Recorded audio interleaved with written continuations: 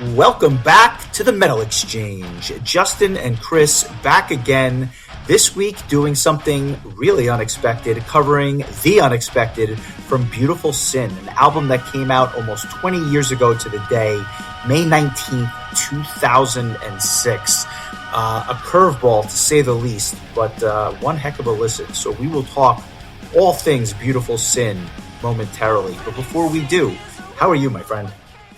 I'm good. I'm probably going to be very rambly on this episode. I had a late afternoon cup of coffee, and I have a lot to say. So it's going to be one of those episodes. Bring it on. Bring it on. Before we talk about Beautiful Sin, though, a couple of things that I wanted to mention up front. First of all, Draconian's new album has finally dropped. Insomnolent Ruin.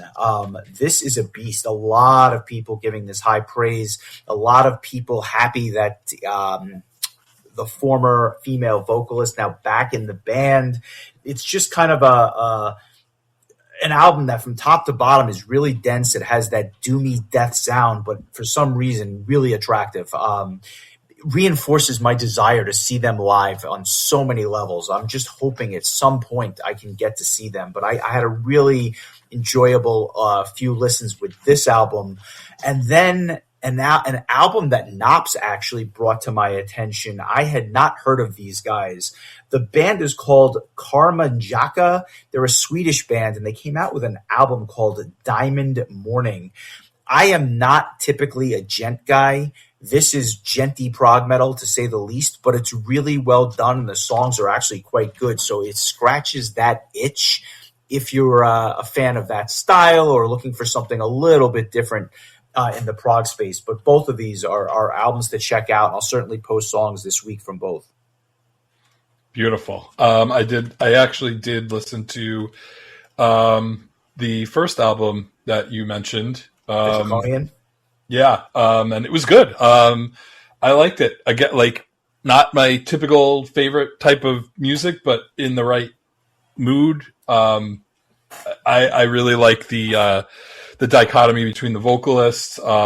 It's moody, but I liked it. So I'll definitely be circling back to that one. Did you have a chance to check out the Rexoria Fallen Dimension? Because this has you written all over it. I know you've been a fan of them for quite some time. I did, and I forgot about it, which I guess is not probably a great advertisement, but I don't think that I liked it as much as their previous album, which I liked quite a bit, but I did like it. I've only listened to it once. I definitely need to go back to it. I've enjoyed the singles that came out ahead of it, but I'm definitely going to go back to it. It's kind of like on the periphery of my, album, like my list, where it's like on the edge. So I will definitely go back to it. Maybe it's a grower for me. I liked it just fine on the first listen, but it didn't blow my socks off. I was kind of hoping for a little bit more. But sometimes, as we'll get into, the first listen doesn't tell the whole story. I didn't love it after the first listen, but I liked it a lot better on the second listen. I think once I knew what I was in for, I've been finding that happening a lot, where the first listen may be good, maybe, mediocre.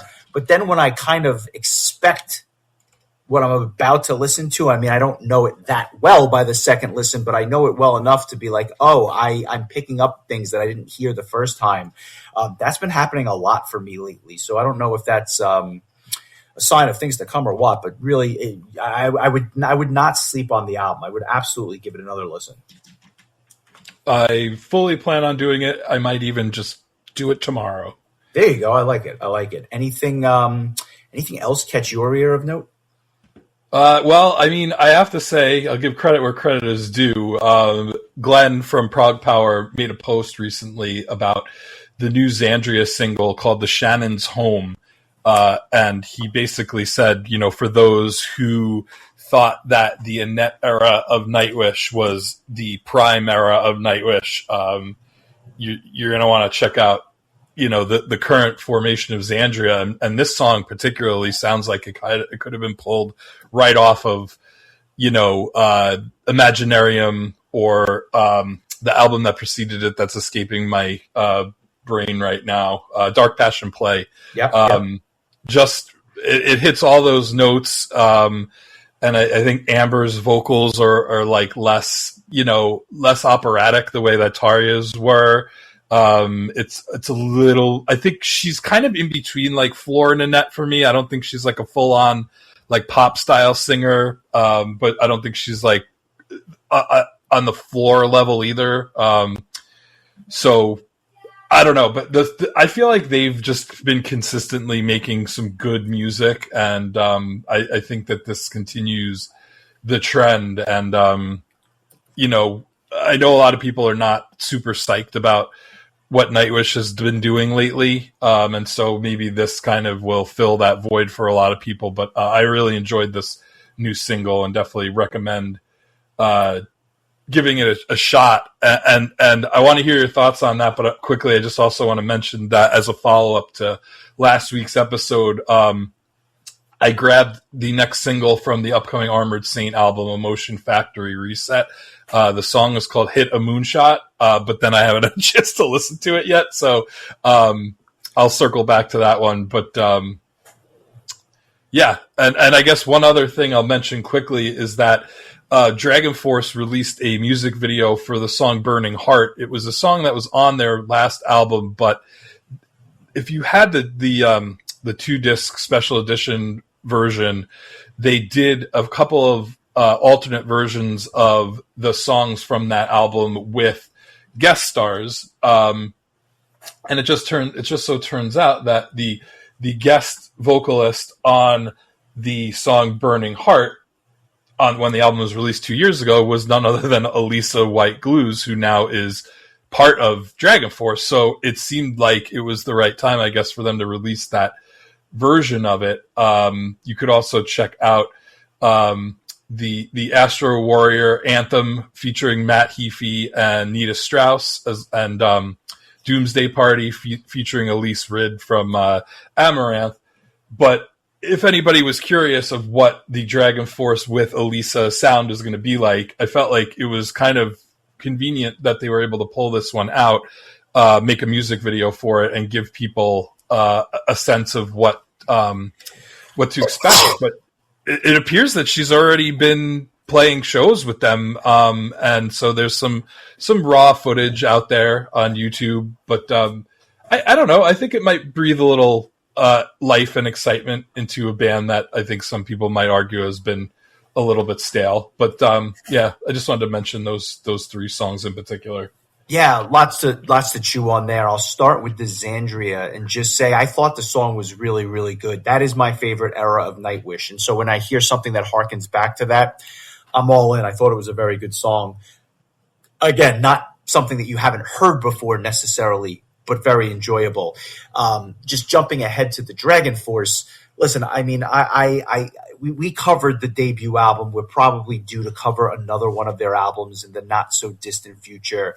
I still think that was the high watermark for the band, and that they've been kind of chasing that magic ever since. So anything to breathe new life into them, I'm all about it. I don't know that this is going to be any better or worse, but I don't think it can hurt to pivot at this point.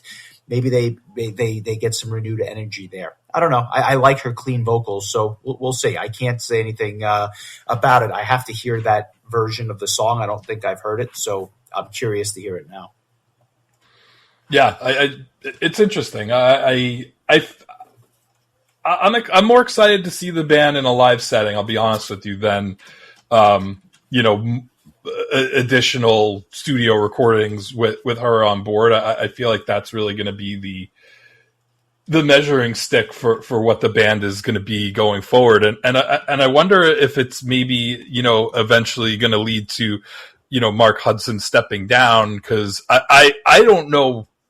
This is just me basing it off of things that I've seen people post about on social media, but it sounds like he might be struggling with his vocals, or I don't know, that just some stuff that I had seen, nothing that I've ever noticed. I've seen them live with him a couple of times, and he was perfectly fine, but I know that there's been a bunch of times where he's had to step aside and have somebody come in and fill in for him. I know Pelike did it at one point. I think Alessio did it on the cruise one of the years. So like, I'm wondering if maybe he's slowing down, and this might be a way to kind of, maybe slowly introduce a new vocalist. I think it could be cool if Dragon Force kind of pivoted into an all or just female vocalist. But it's interesting. I'm interested to see, where things go. I can't say the band has excited me much in recent years like they did when I first heard them. Obviously, I kind of transferred my fandom over to Power Quest. I've made I haven't been shy about that. But, I mean, sometimes when a band's been around kind of spinning wheels, you got to do something to change it up a little bit. So I'll be interested to see where things go. Well, speaking of changing it up, that's exactly what Uli Kush did when he left Helloween, because he leaves Helloween after arguably their best run or their best sustained run of albums. And again, I'm sure people may argue. I don't know that it was the most consistent or the longest tenured lineup, but every album with Uli Kush was nothing short of spectacular, at least in my opinion. He leaves Helloween, and he hasn't done a ton since then. But one of the things he did do was this Beautiful Sin album. And so before we get to talk about the lineup, which is kind of this understated supergroup of sorts, I'm curious as to what made you choose it. Obviously, it was the 20th anniversary, so the timing is spectacular. But this is kind of a hidden gem that a lot of people, including myself, either forgot about or never really picked up 20 years ago when it came out. So how did this kind of get back on your radar, or have you been listening to this consistently for 20 years? Oh, no, I have not been. I think that in my just scouring through my library at some point, I threw it in my folder of potential, episode ideas. And then when I realized that there was an anniversary coming, I was like, all right, this could be interesting to kind of revisit this album that I never really listened to much of, and I don't recall like ever talking to you about it. And I know the one song super well because it was a remake of a Halloween song. But then what ended up happening is that each week for the last couple of weeks, as I finished whatever album we were going to cover that week, this album would just come on next. And so with Lost leading the charge, like I would just end up leaving it on because it's a song I love and want to hear.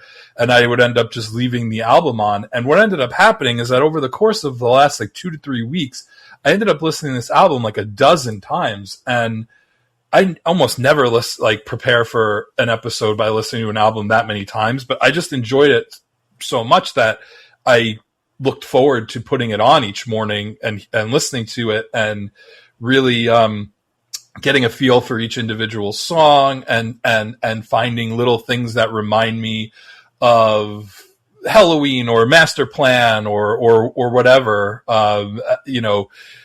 So I remember Caleb always talking very, very highly of this album, and so that was another, I think, driving force behind me choosing it. But I'm glad I did because I really, really ended up enjoying it. And honestly, not entirely sure why I didn't listen to it as much, because when I first heard that version of Lost, which was a kind of a recreation of The Sun Is Going Down, which appeared on the Dark Ride Halloween album, this was my first time hearing Maggie or Magali Leighton or Luton. I'm going to have to ask her how she prefers the pronunciation of her name. I'm hoping that we can have a talk with her actually in the next couple of weeks. I'm working on that, but I just absolutely, the same way I felt about Elise C. Martin the first time I heard her vocals, which incidentally was on a Halloween cover album with Dark Moore, just because they were so different and in a like a little bit of a lower register than a lot of female vocalists that I had heard in metal in the, early 2000s. And so I'd always was drawn to her vocals and she would go on to, she was briefly in Beyond the Bridge, played some live shows with them. And then she did she's done a ton of stuff with Arian and Arion.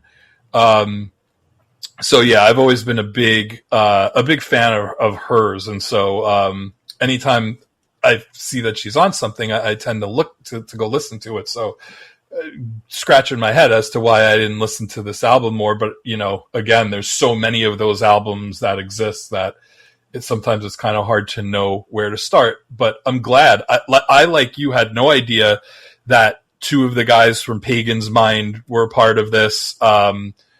It's really interesting, and I've not been shy about my thoughts of the Uli and Roland era of Halloween. Uli came on board in '94 with Master of the Rings, and he didn't write any songs, and so I imagine people were thinking, like, is this going to be another Ingo, where you have another drummer who isn't really there to provide songwriting, is just there to drum. But then Time of the Oath comes out, and Uli's got some of the some songs that I think really defined what Halloween in the mid to late 90s sounded like, with songs like Wake Up the Mountain and A Million to One. And then with Better Than Raw, he wrote both the intro and the song Push, and the songs Revelation and A Handful of Pain and Back on the Ground, some of the heaviest tracks from that album. And then on Dark Ride, he contributed Mr. Torture, which was one of the only songs the band continued to play from an ex-band member. And then again, the aforementioned Departed Sun Is Going Down. And then when him and Roland began Masterplan, I remember one of the things that they made sure to do was to not give songwriting credits to anyone. They just said all songs written by Masterplan. So I guess your guess is as good as mine as to like who contributed what to those first two Masterplan albums. But he left Masterplan after those two albums and made this album, Beautiful Sin. And it's pretty clear that he did the majority of the songwriting, although it appears that Maggie and Jorn Viggo Lofstad and Axel McEnroth all contributed. But this is really essentially like an Uli solo album, but just with an incredible lineup of musicians. And I'll finish with that. I mentioned Jorn Viggo Lofstad of Pagan's Mind, his bass player from the same band, Steiner Krokmo, plays bass on this album. And then Axel McEnroth, who at the time was and still is the keyboardist for Masterplan, he filled out that lineup. So I forgot what you asked, but I gave you a lot of information. So that is very good. This lineup is surprisingly good, and Pagan's Mind was obviously doing their thing around this time, so this was kind of a departure from them, at least in part, from that proggy sound that you would get from them with all their albums. So this was, and it's interesting. We'll talk about the flow of this album because I've got some thoughts on that. But yeah, it was. You don't realize how many great songs that Uli Kusch wrote. And then when you see this album where he gets or basically wrote the majority of the songs, you realize how diverse the songs really were, because all the songs you mentioned and all the songs on here, let alone Masterplan, are all so different and they have so much character. Really an underrated and maybe one of the best songwriters that I've ever heard when you really stop and think about it, because most of the time you're not getting that much material from the guy behind the kit. So really, really cool. And I'm glad you chose it because I may have mentioned this last week, but here's an album that I really have not listened to in a long time. Not because I didn't like it, but just because other things took precedence. And then it was going back to it. A lot of it came back to me right away. Although some of it was like listening to it for the first time because I completely forgot about it. But a really interesting choice. And just to kind of close the loop or close the narrative, it was a one and done. They never released anything else under this moniker. So these musicians never recorded anything again, which I found interesting because it was on a big label, AFM Records, big labels. Kind of surprising that they didn't do anything else together. And I think that there must have been plans to, because they added another guitar player after the album was released, Carl Johan Grimmark, who probably is most well known for being the guitar player for Narnia. And he's also done work with Rob Rock as well. So I don't know. I mean, obviously, like, the guys in Pagan's Mind had their own things going on, but I didn't know this, but apparently, Uli adopted Norway as his home. I don't know if he still lives there. Maybe I'll run into him in a few weeks. I've desperately wanted to get him on the podcast, but like, he's kind of hard to find. He doesn't have a social media presence. I think I've reached out to Roland, and Roland said he's not entirely sure like how to get in touch with him. Like, wow. he's kind of elusive. So I would love to talk to him, because I feel like he's so underappreciated as a songwriter for Halloween, and I think this album too. And he was a hell of a drummer. I mean, let's be real. Dude was a hell of a drummer on top of everything else. But like you said, I agree with you. It's hard to come up with such a accomplished songwriting drummer. Except for maybe Patrick Nickel. I can't really think of too many others. But I'm a huge fan. I've always been a huge fan of his. That was, the lineup of Halloween when we became a fan of the band. So I think that even though in retrospect it didn't last very long, to me, like, it's the most formative albums. I think even more so than the Keeper albums for me, that Master of the Rings, Time of the Oath, Better Than Raw, Dark Ride, that kind of 4-album lineup. I'm excited big time to talk about Better Than Raw later this year. It shouldn't really come as too much of a surprise that that's next on the Halloween docket. But this combo of Uli and Maggie together, I think it was really made for a magical one-off album. Well, I think that sets the stage. Let's jump into it. You mentioned Lost and how not really your first time hearing the song if you listen to The Dark Ride. A underrated Halloween tune. Arguably, this version is better, and I'm going to pose that question to you at the end so you can give that some thought.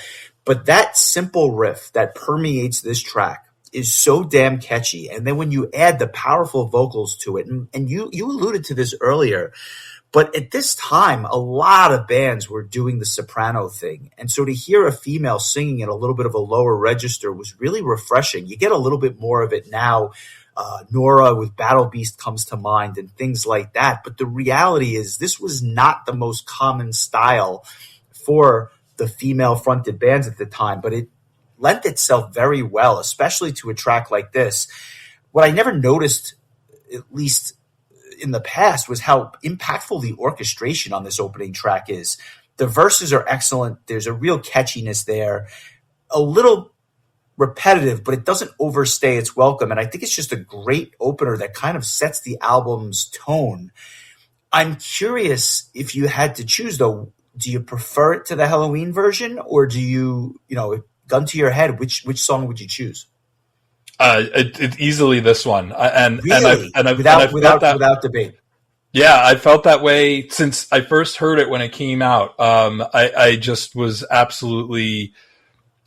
I think just hearing a different voice sing a Halloween song, was pretty cool. But also, like, there's more keyboards going on in this version of it, where I feel like The Dark Ride almost was purposely lacking in keyboards because that was kind of the vibe the band was going for at the time. This has kind of more of just this melodic keyboard going on throughout, and I think it adds a little bit more depth to the song. But her vocals are just incredible. She was a vocal coach and voice teacher.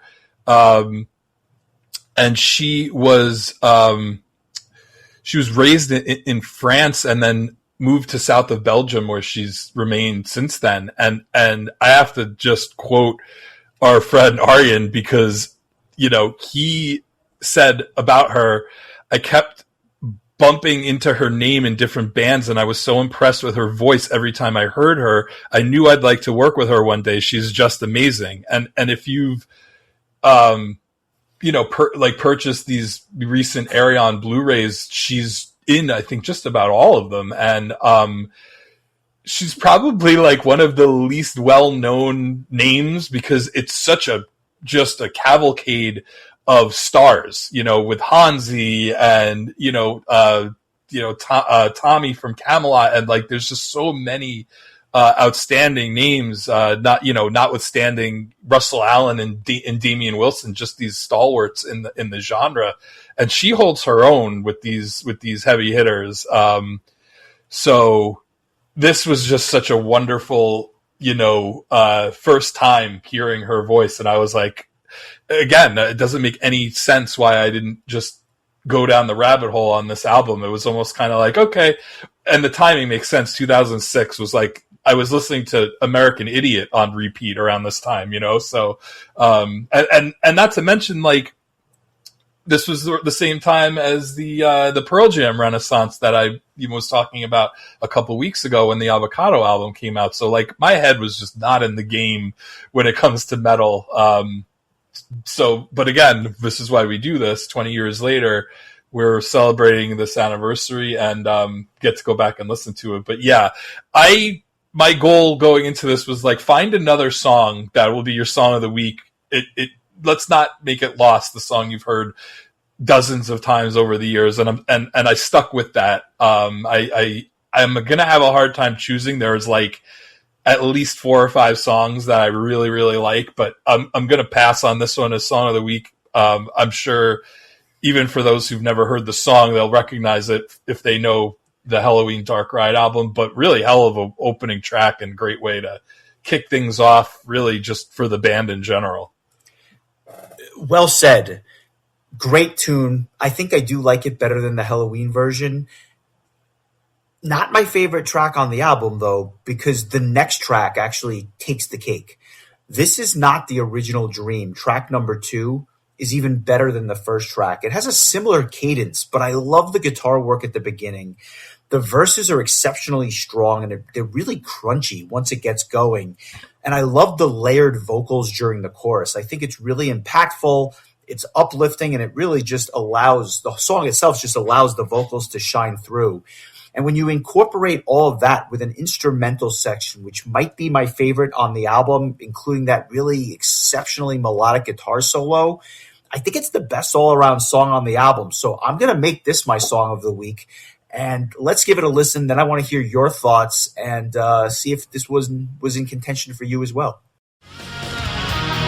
All your life is just disguise. All you gave 1,000 lies. I know hate's no clue. Don't wanna stay where there's no answer. With myself, I'm in disgrace. I was pushed into this maze. All my thoughts are you. Now I am sure to remember. I'm wasting my time to wait for solutions. I seek out the sun, a ray of light clear my way. This is not the original dream. We all drift with the powerful stream, finding a way to escape into another world. Well, that was This Is Not the Original Dream, my song of the week. Just a real, dare I say, perfect song from beginning to end. Just one that I really, really enjoy. Curious about your thoughts on this one. I'm in lockstep with you. Other than song of the week, I agree with everything you said.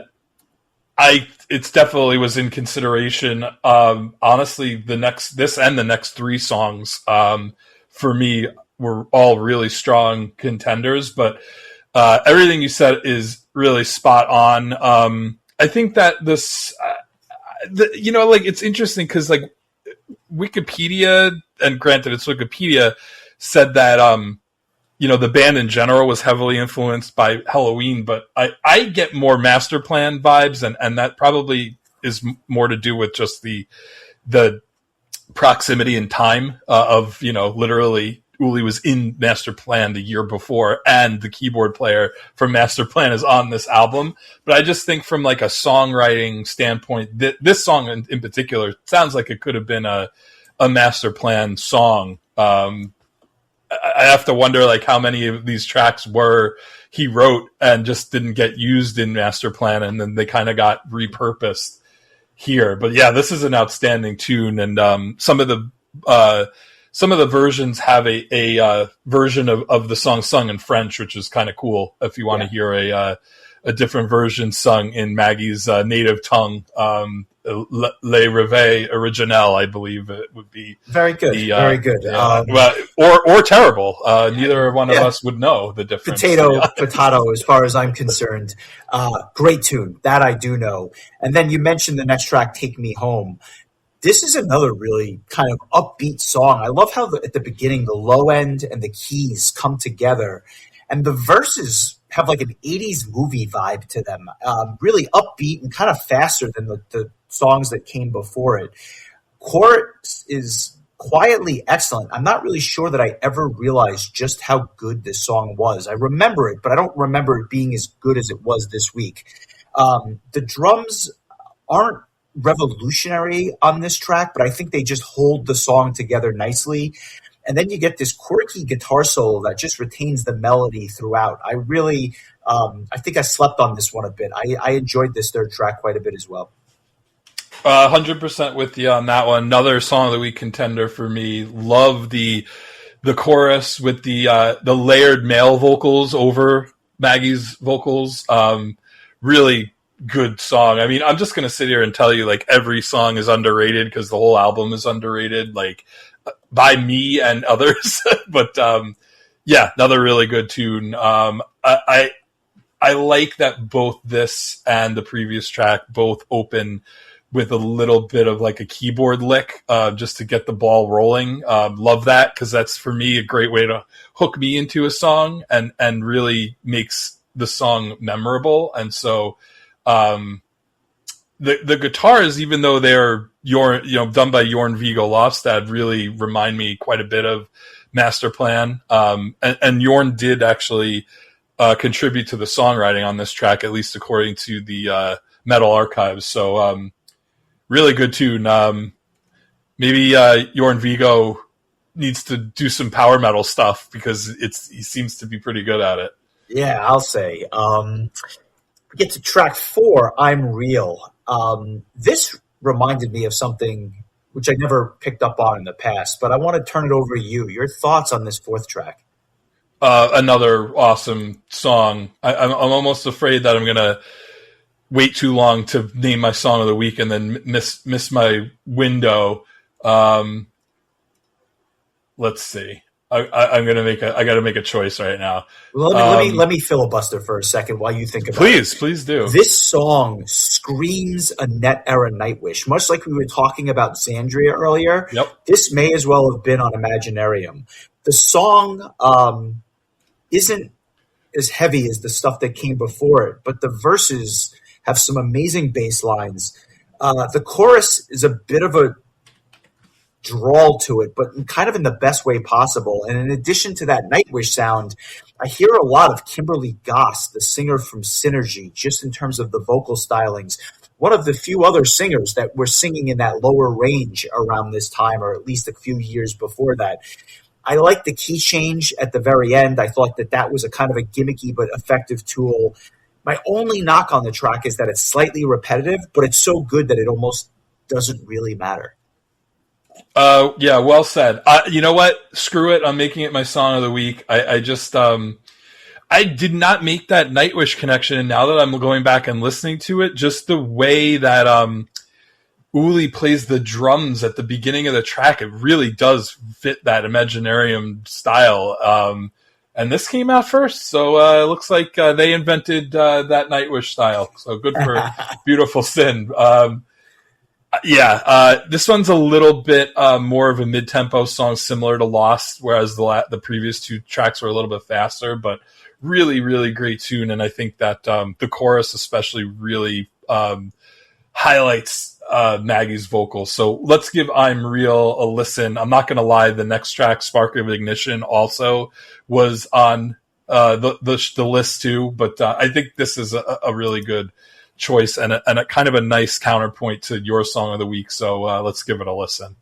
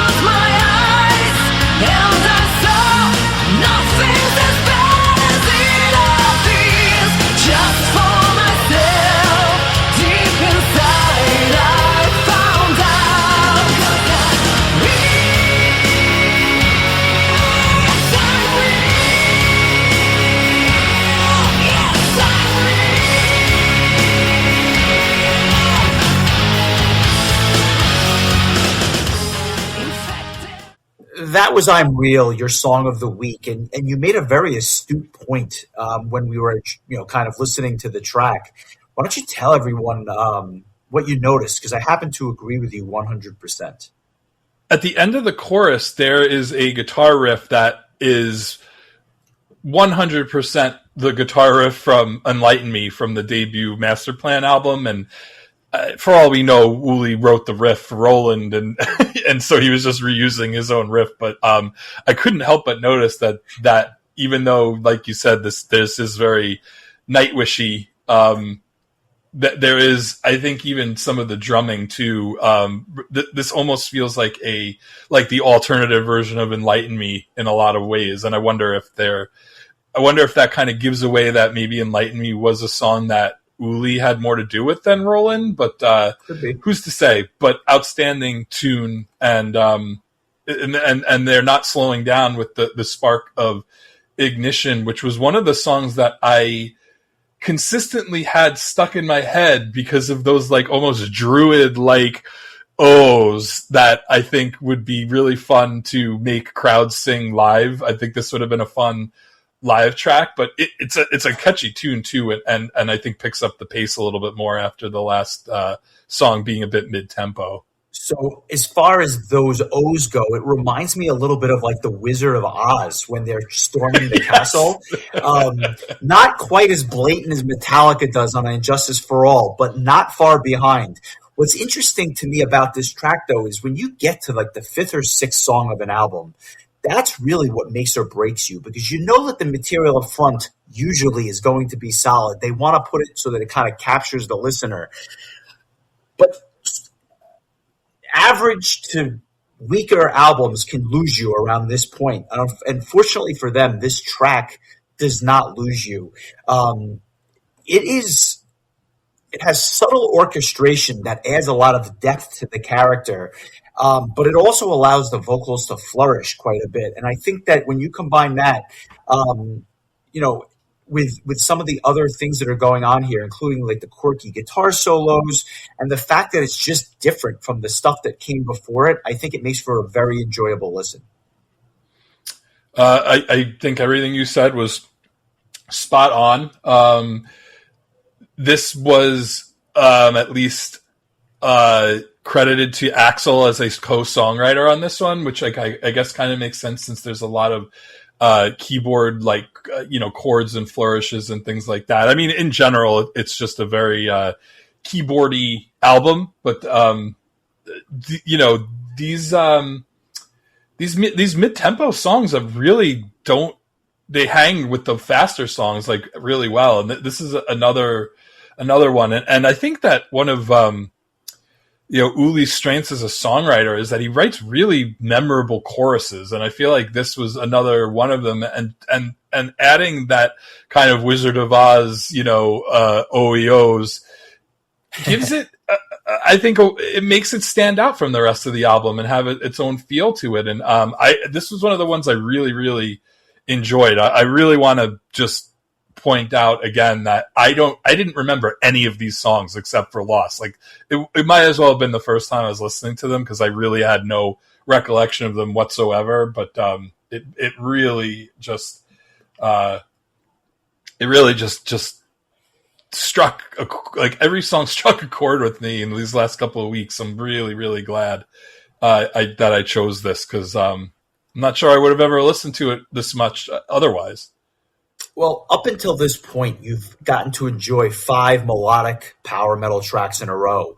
But for me, the album takes a turn with Closer to My Heart. Not just because it's a ballad smack dab in the middle of the album, but everything that comes after it is a lot proggier, and it's almost like a tale of two halves. And that's what I found interesting. As we get into side B of the album, lots of longer, more complex tunes, and it's just interesting the way they kind of broke it up with power metal on the front half and more of the proggy stuff on the back half. And smack dab in the middle is this ballad. This was not only clear from the opening notes, but the name of the song, I think, gives it away. It's not a bad ballad. It's just somewhat unremarkable for me.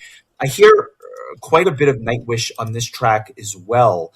And although I like the guitar tone and I think the chorus opens the track up a bit, it's needed, but I wouldn't say it's my favorite ballad. It's just kind of a good ballad in the middle of the album. I wouldn't say it's a great song. I think I'm with you on that. I mean, I think it's well placed right in the middle. It slows things down a little bit. It's a nice song. I don't dislike it at all. It's a really nice song. I don't love it though, but I also feel like it really kind of gives you a little bit of a break from the heavier stuff. And I think that, again, it's well placed. I'm glad it wasn't the last song. I feel like it wouldn't have made for the right last song choice. And that kind of like almost like string like keyboard sound that you hear towards the end of the song definitely reminded me of an Arion song or something that Arion would have had his fingerprints on. So yeah, nice tune, but I don't know that Uli ever wrote a ballad for Halloween that I could think of. So maybe it's just not his strong suit. But I mean, it's a solid song. Like I'm not going to sit here and tell you it doesn't belong on the album. But it's probably not one of my favorite tracks. But again, I think that it adds, like you said, a nice balance to everything. Well, I'm happy you mentioned Arion because although I hear it on Closer to My Heart, I hear it a lot on Give Up Once for All. This has a slower, almost doomy cadence, especially up front with some unbelievable Uli Kush drum fills. I love the way this starts. And if you like riffs, this is going to be your song. It has this spooky, almost Halloween-esque, not Halloween, but Halloween-esque vibe to it. And the chorus is rather catchy and very different sounding than the verses. But it's that punchiness that you hear in spots, including during the instrumental section, that just scream Arion. A very good tune. I don't know that I would say great, but a very good tune. Yeah, this is a good one too. The previous track was actually co-written by Maggie, and she helped with the lyrics on this track and the previous track as well. But yeah, there's kind of a little bit more of like almost like a deliberate darkness in spots, kind of like you said, a little bit spookier or more Halloween-esque. And I think it fits the cover art where there's kind of like this, it looks like this old abandoned house with a little girl in front of it, like with the finger up going, shh. And it was almost like, shh, don't listen to this album for 20 years and then come back to it and love it. she's talking to you. Yeah. I think she knew. But anyway, like, I feel like if the cover art had a song to go with it, this would probably be the tune. But you also get to hear a little bit more of like Maggie being a little bit more aggressive with her vocals, and I think it really works here. The keys definitely are giving me a little bit of a master plan vibe, which I guess is to be expected, but solid tune. I definitely think for me, like the album was more top heavy, especially like the first 5 tracks were all outstanding for me. But like you said, I think that there's more experimental and different and interesting stuff going on in this back half. I have to say, Brace for Impact, which is like basically a synthesized, song, like, instrumental track. I really like this a lot. Like it has like almost a rocket launch kind of vibe to it, like a video game where you're waiting for the like Final Fantasy VII when you're waiting for Sid's rocket to take off or whatever. Like it's got this really this epic feel to it. I feel like it could have been the opening track to the album and been like that tropey power metal instrumental intro. It's kind of long for that at 3.5 minutes, but this was one of my favorite songs on the album, and I don't say that a lot about instrumental tracks. I knew you were going to love this, and I almost picked it for my song of the week because I adore this track. The keyboards at the beginning are like out of the old Voyager playbook from the first Voyager album, and I'm there for it. How's that for a comparison? The drums also do a nice job behind the keyboards, accompanying it very well. I love this song, and I didn't pick it because I wanted to feature the vocals, which I think are a prominent part of the album. But this is a really proggy little tune, right down to the spacey effects that are well placed throughout. And the last minute or so features one of the best guitar solos on the album. I thought there was a reasonable chance you were going to make it your song of the week because I had zero doubt in my mind that you were going to love this track. Zero. There's like a Star Wars, Star Trek, like out in outer space kind of, I don't know, like there's something so just epic and enjoyable about this song. I especially like the parts where like it almost just stops for a second and then kicks back in either with like, the next part of the song or a key change. Like it's a brilliant ditty. And I guess I shouldn't be surprised that the guy who wrote Deliberately Limited, Destiny's Child, preliminary power, it was a very long title. I think the longest in the Halloween catalog. But anyway, that was an Uli composition, and I remember when I found that out, I was like, "Holy shit!" Like that is such a probably the most epic intro to a Halloween album, which is saying something. But that he orchestrated this whole track, that it's like a piece right out of a classical music symposium, and so this really, that he would write a instrumental track that's this good is not really terribly surprising, honestly. And it just kind of ends abruptly.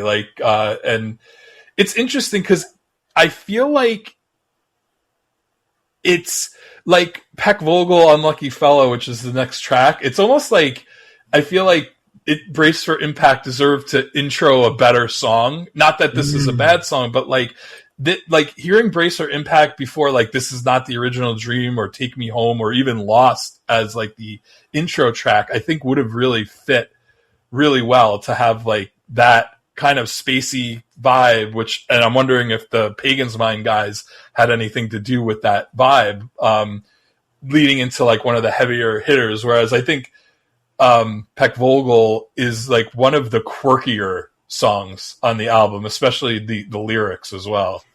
Well, it's called Unlucky Fellow, and I had to look up what Peck Vogel meant, and it actually means unlucky person or unlucky fellow, otherwise a walking disaster. So I could not only relate to this track in many ways, but no, kidding aside, this is a really guitar-driven tune. Shout out to Anna Marie Lanza's Kitchen Floor. And the Coca-Cola that's probably still there, but I digress. A really guitar-driven tune, very heavy, with proggy undertones. And I think the vocals here, especially during the verses, are very angry. In a good way, but angry. And it almost has some nu metal vibes. It doesn't overpower the song, but you hear them, and some of the lyrics almost feel like they're rapped in spots. Just a really quirky song. Lots of changes of pace going on. And I wouldn't say that it's easy to digest, but it did get better with each listen. I I don't know that I love it, but I did get better with each listen, and I had completely forgotten about this track, The Unlucky Fellow That I Am. I have to say, like, probably one of my favorite lyrics on the entire album was, I just woke up like my dog, that's my life, forgot about the importance of news, so I just gave a shit and I tied my shoes. I love it. I feel like in a lot of ways, it feels like, especially in the verses, that like Maggie's almost like sing storytelling. It's almost like she's telling a story, like, and it's like a half spoken, half sung kind of thing. And it's cool. Like she pulls it off really well. And so it's a quirkier tune. It's this back half of the album is really fascinating after Closer to My Heart, because like the songs are all like wildly different from one another. But this, I agree with you. This is one that definitely grew on me. I didn't love it at first, and then the more and more I listened to it, I was like, this album needs a track like this, because it just has kind of like a shrug to it, where it's just kind of like, you know, let's do something kind of offbeat and fun, and I think it really works, and it's a really interesting track in between Brace for Impact and Metal Waves that I think are more, just more like kind of typical power metal songs. Yeah, and I think that it's also got the unenviable position of being between those tracks, because I actually like Metal Waves a lot. I again will note the album seems to be getting proggier as we go along here. This song has almost an industrial feel to it. The vocals really shine. I love the powerful, albeit simple chorus. And the clean instrumental section with the pianos is a really nice touch. And although I don't think the band ever played a live show, this would be the kind of song that I think would come off great in a live setting.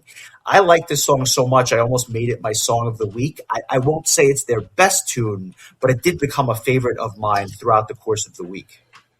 Yeah, this is one of my favorites from the back half of the album.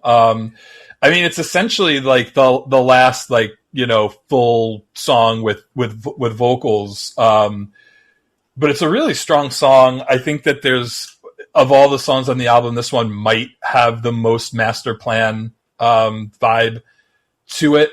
But I think it just has more so just like a classic power metal, like by the book, by the color by numbers, just really well done power metal song with sweeping keyboards and excellent solos, great vocals. It's pretty much got everything you want. And if you're like me and you like keyboard, I don't know if keyboard heavy is the right word, but just, you know, keyboard driven power metal, then this album is not going to disappoint. And I think this is a really outstanding song, and probably goes with Brace for Impact as my favorite songs on the second half of the record. What did you think about the way the album goes out? Put the bonus track, the French track, and the other bonus track, which we'll get to in a minute. Put that aside. The album ends with the title, well, it's called The Beautiful Sin, the namesake of the band. And it's kind of an interesting way to go out, because it's really a extended classical guitar intro, another instrumental track, very regal sounding, almost majestic sounding. And I thought it was just kind of a unique way to go out, because it doesn't sound like anything else. And more than anything else, I just wanted to keep saying the word or the name Gwendolyn. And I don't know why, but that's what this track made me want to do. The piano. This one goes out to Gwendolyn Christie of Game of Thrones fame. Yeah, exactly. The pianos add another layer as well. And I just thought it was kind of an interesting way to go out. In its own way, though, it does provide a sense of closure or triumph at the end of the album, but just different than everything else that comes before it. I had quite a journey with this song in the 2 weeks that I was listening to the album, because the first time I heard it, I was like waiting for something to happen. You know, it felt like it was leading up to an epic track. It could have been a 13-minute track with a long intro. It felt like it was leading towards like the power metal to jump back in, and it really just is a 4.5 minute like piano solo. Essentially, it's one of my favorite songs on the album. Honestly, I think, like you said, you hit the nail on the head. It's like a really, really, I always talk about like how important ending an album is. And I didn't love this as the ending initially. And then the more I listened to it, like you said, it was almost like you've reached the end. It's almost like when you see the credits at the end of a movie or a game or something like that, it's like, there's like a sense of accomplishment that you made it through it. Really, really well done. And interestingly enough, Roland and Jorn Land were both credited with songwriting on this. So it makes you wonder if it was a lost piece of master plan history that made its way onto here. I assume Uli and the other two guys kind of shared the songwriting on this, but really outstanding way to wrap up this album that really, really took me by surprise. Not to be outdone by one of the most insane bonus tracks I've ever heard in my life. I want to just say before you say anything that I'm not going to call it a bonus track. It's more of a hidden track because I don't think people in Japan were paying an extra $15 to hear Sounds on the Farm. Well, they did, because this is a Japanese exclusive called She Is Made of Rain. And I want you to correct me if I say anything that is inaccurate during my description. I always do. There's this nice use of acoustic guitar and this really slow build. And I kept waiting for my something to pay off with this track. And then around 3 minutes in, something happens. And it reminds me of a movie soundtrack, which in and of itself is interesting. But then the song takes this turn. And all of a sudden, you just start hearing farm animals, all different kinds, cows, pigs, chickens, you name it. And then the song turns again, and it has like this dance-like quality, almost like a metal waltz. I don't know what this track is, and I don't know that I'm even doing it justice. What is this track, and what is happening here? I think she is made of rain, and then whatever is going on afterwards are considered to be two separate pieces of music, I guess would be the way to put it. So I had never heard She Is Made of Rain until this week. In fact, I had listened to the album quite a bit before I even heard this bonus track. And I'll say that it doesn't really fit the rest of the album. It's one of those bonus tracks that feels like a bonus track. I'd argue it might actually be a better ballad than Closer to My Heart. It feels kind of like a 90s pop song in a lot of ways, but it's a nice little song. I'm glad that I got to hear it. It doesn't affect my scoring of the album any which way, but it was cool to hear one additional song from this band that never made anything ever again. But depending on which version of the album you have, some of them have She Is Made of Rain. I think that's the Japanese version. Some of the other European versions have the French version of This Is Not the Original Dream. But on either one, there's this hidden track of about 2 minutes of like, just like all of a sudden you just start hearing like chickens clucking and it almost feels like an alarm clock on the farm.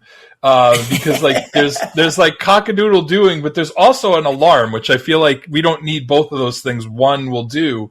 You remember My Cousin Vinny, where they're in the house in the country, and at like 4 o'clock in the morning, all of a sudden, one day it's the train coming through with the horn, and then the next day it's the animals. That's what this is, the My Cousin Vinny track that you didn't know you needed until you started listening to it. And if you think I'm wrong, go listen to it.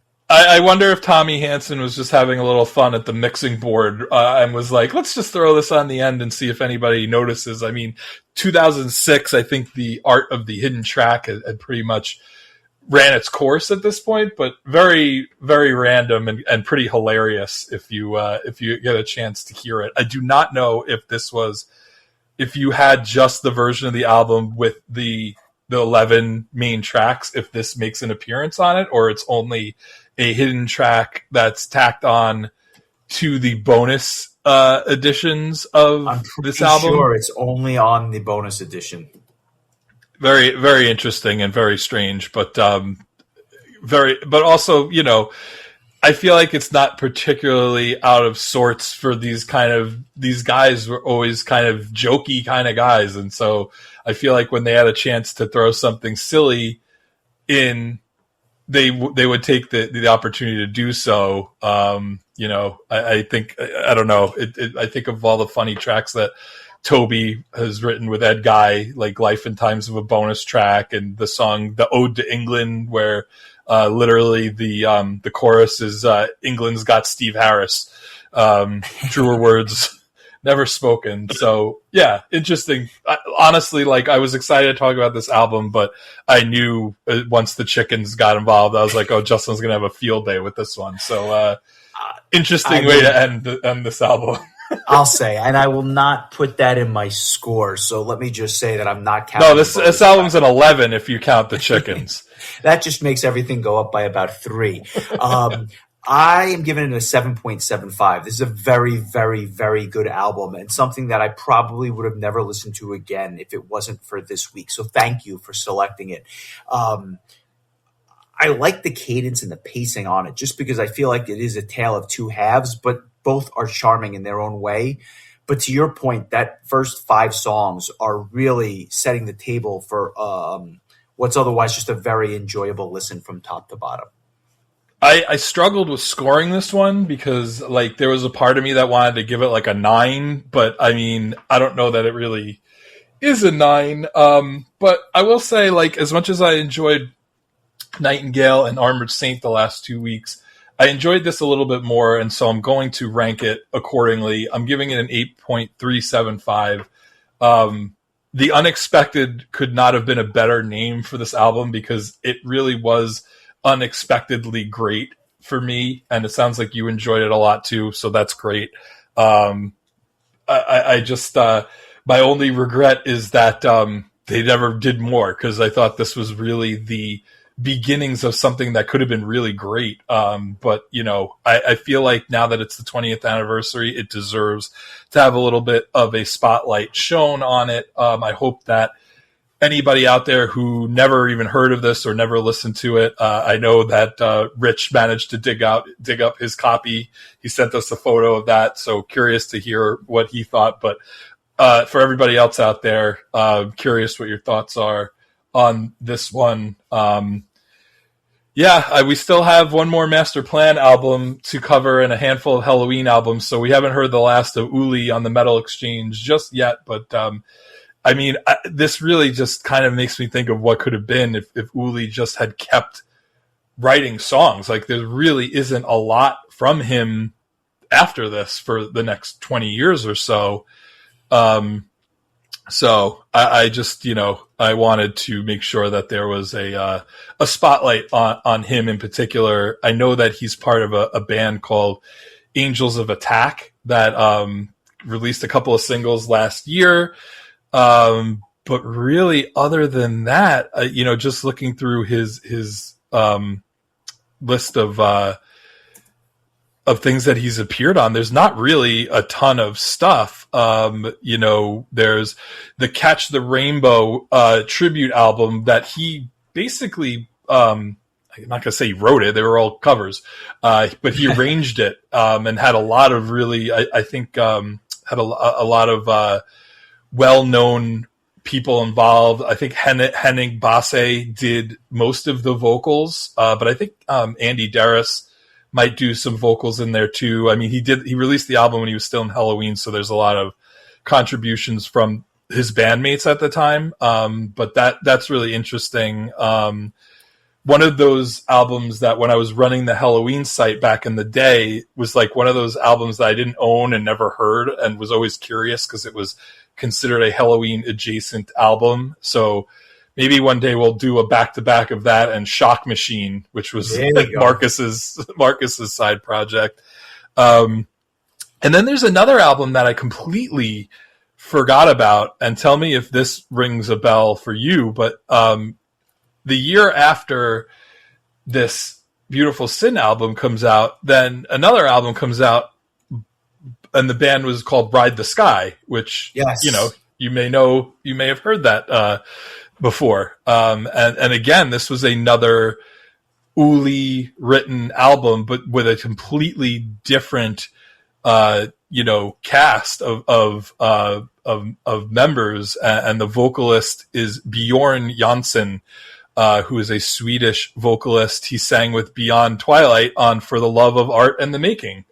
So tying that into some of our previous discussions, I'm going to have to, maybe I'm going to add this to the queue for tomorrow, because I don't, at least on Beautiful Sin, I remembered one song. On this, I don't remember anything. So, I remember listening to it and liking it, but I could not tell you what it sounds like now, because I definitely listened to Beautiful Sin more than I did the Ride the Sky album. It just made the list, so let Chris Jericho know. But yeah, I'm curious about this. So yeah, more Love of Uli to come later this year. But yeah, this was great. Super. I just love when I sound like a villain, but I love it when a plan comes together. But I love like when things work out, and an album that is kind of like a pulling out of left field, like turns out to be really enjoyable. And so this was a really lovely experience. I thank you for picking it. I want to talk about one news item before we get to next week, and that is Journey, who is announced a brand new tour that is coming to America, adding 40 dates to their Final Frontier tour, kicking off in LA on September the 12th, ending in San Francisco, back in California on November the 28th. And I mention it because this is a band I've not seen live, but I feel like I'm doing myself a disservice by not going to their show at the Nassau Coliseum on November the 7th. How could I go through life and not see Journey at least once? I feel like it would be nothing short of a good show, even though Steve Perry's not in the band, even though they should have gotten Hugo to sing and they didn't do that either. I still think it would be a really good show. Yeah, I agree. I tell you, if they went on tour with Foreigner and I could get those two birds with one stone knocked out, I'd probably be all over that, because I love that style of just that like late 70s, early 80s melodic rock. I feel like those two bands were two of the best. Throw Boston in there too. They're a little bit older, but like I love those kind of like almost prog rock adjacent classic rock bands. So yeah, I feel like you probably would enjoy yourself. And I bet you Journey is one of those bands where you're like going into it being like, I really know those three songs really well. And then by the time you leave, you're like, well, I knew about a dozen of those. I was going to say I knew 95% of the set, right? Sure. With that, we go to next week, and I will preface this album. I think I alluded to it last week. I told you it was another female-fronted band. I almost picked this album last August because it celebrated its 30th anniversary. But there were other anniversaries, and I wound up choosing other albums, and this kind of got pushed a little bit as a result. But I wanted to cover this album before September rolls around. And the reason is because this band is playing prog power, and this lineup is playing prog power. And my understanding is they're playing all of this album. So we'd be remiss not to cover it. And for those that know, I'm talking about The Gathering, and I'm talking about their release, Dandelion, which came out August 22nd of 1995. This is one that I've had penciled in for a while, and then when I didn't choose it, I made a point to pick it this month in advance of the Prog Power appearance. Now, I will say, I have listened to this album many times. I've probably listened to it 12 to 15 times, and it has never clicked for me. So I'm curious to really kind of do the deep dive and listen to it several times in a row, because what I wind up doing with this album is I listen to it, it doesn't really click. I don't listen to it again for 6 months or 9 months, and then I go back to it. I listen to it again, and I have a similar experience. And I've listened to it a lot, like I said. I'm curious to see if it clicks for me more when I give it a repeated listen daily for the better part of a week. It has the elements that I would enjoy with a frontwoman who I adore, but for some reason, these 8 songs just never clicked for me. Not that I hate the album. It just never got to the levels that I think other people think of when they think of this album as an all-time classic. So I'm curious not only as to whether or not you've ever listened to the album, but what do you know about The Gathering in general, other than, of course, Anna Gay on vocals? I know that this was their first album in the style that they would continue to use. I'm not familiar with anything prior to this, but Very my understanding before this. Yeah, that's my understanding. And this was probably, of all the Gatherings albums, the one I've listened to the most. And I remember the first time I listened to it and I was like, wow, this is really good. I like this a lot. But it's been a long time since I've listened to it. And I did not know they were planning on playing the entire thing at Prague Power, so all the more reason for us to talk about it. And if I'm wrong, I'm wrong, but I'm pretty sure that's the plan. If not, I'm sure they're going to be playing quite a bit from it. But I guess we're back on the Caleb train after the Manowar, Pure Reason, Therion, Sonata Arctica run, because this is another one of his favorites. So yeah, this is a good one. I'm looking forward to talking about this one for sure. Beautiful. Give us a like and a follow if you like what we're doing. Consider joining our Patreon, bonus episodes and other nice perks associated with that. We appreciate all the love and all the new listeners. Thank you. Obviously, we do it for each and every one of you, so we appreciate your time and attention. Anything else you want to add before I let you go? I don't think so, but I have a feeling that I'm going to be going back to this Beautiful Sin album over the years. I think it's going to be one of those like late bloomer albums that I go back to and listen to, and it'll probably grow in score, and it might even be a 9 one day once I have enough nostalgia for it. But I love stuff like this. Is what makes doing this podcast so great, is that it gives you a chance to rediscover things that might have flown over the radar, or under the radar, I guess, in this case. And so that I appreciate that greatly. And so I just wanted to end on that note.